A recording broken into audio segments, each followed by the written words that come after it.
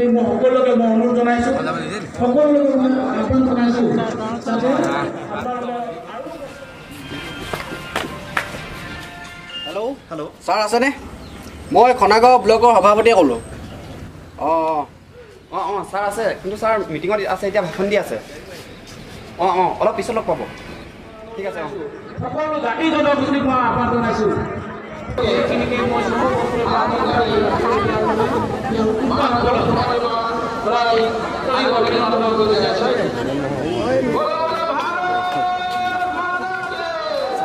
খনাগাঁও ব্লকৰ এজন সভাপতিয়ে ফোন কৰিছিলে আৰু আপুনি যেতিয়া মিটিঙত ভাষণ দি আছিল তেতিয়া তেওঁ আপোনালৈ ফোন কৰিছিলে আৰু কথা পাতিব বিচাৰে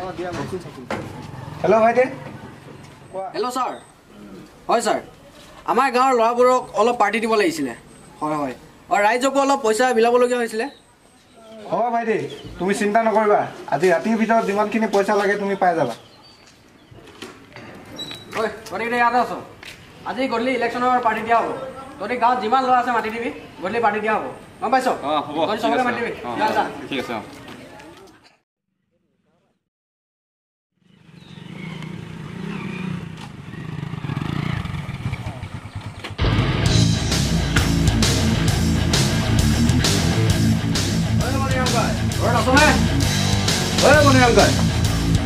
ঘৰত আছ নাই মই আহিছো আছ নাই আছো ৰ এই কোনবা আহিছ ওলাই গৈছো ৰ এই চকী এখন লৈ গৈছো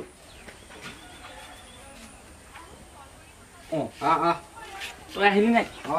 বস এইফালে বৈ আজিনো হঠাতে কি সকামত বা আহিলি মোৰ সেই ভঙা পদা ঘৰটোলৈ নিশ্চয় তহঁতৰ কিবা সেই দলৰ কামতে আহিছ হয় হয় কচোন ক কিবা আছিলে হেৰি নহয় মৰিয়াম গাই এই যে আমাৰ 11 এপ্ৰিলত লোকসভা নিৰ্বাচন পালেহি তাকে তোক কিবা এটা দি যাওঁ আৰু আমাৰ ছাৰক ভোটটো দিব কৈ যাওঁ তাকেতো তহঁতৰ ঘৰত সোমালোহি মই ঠিকে এই আমাৰতো এই ঘৰ অৱস্থা এইবিলাক দেখিছ হয় নাই হয় হয় ইমান বছৰ ইমান বাৰ সেই নিৰ্বাচনত ভোট দিলো এটাও দলীয় পাৰ্টীয়ে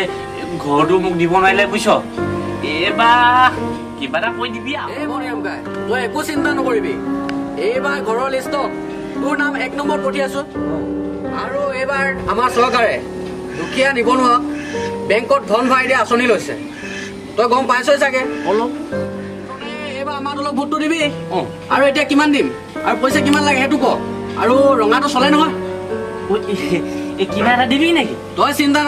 নকৰিবি আছে যদি এতিয়া কিবা এটা কোৱা হ'ব মই দি আছো তই চিন্তা নকৰিবি প্ৰথমে চবে এনেকে কয় বুজিছ নাই ভোট দিবলৈ আহোঁতে চবে তেনেকেই কয় পিছে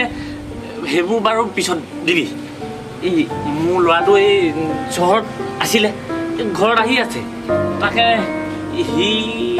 সি ভোট দিব পৰা হ'ল বুজিছে নাই এইবাৰ তাকে সুধিছাচোন সিনো কি কয় মাতি দে তাক আছে যদি পাতি চাওঁ তাৰ লগতো দুআষাৰমান মাতিছো ৰ তাক মাতি দিছো বাবা চাওঁ বাহিৰলৈ আছোন এই ককাইলে আহিছে এই কিবা ইলেকশ্যনৰ কথা পাতে বোলে তোৰ লগত আপুনি এতিয়া পালেহি পাইছো অলপ টাইম হ'ল তোমালোকৰ দেউতাৰ ওচৰলৈ আহিছিলো তাকে দুআষাৰমান কওঁ বুলি গম পাইছে নহয় এই 11 এপ্ৰিলত লোকসভা নিৰ্বাচন পালেহি তাকে সোমাই পিনে তোমাৰ দেউতাক কিবা এটা কৈছে আমাৰ ছাৰক ভোটটো দিবলৈ তাকে তুমিও ভোটটো দিব পৰা হৈছে নহয় আমাৰ ছাৰক ভোটটো দিবা হয়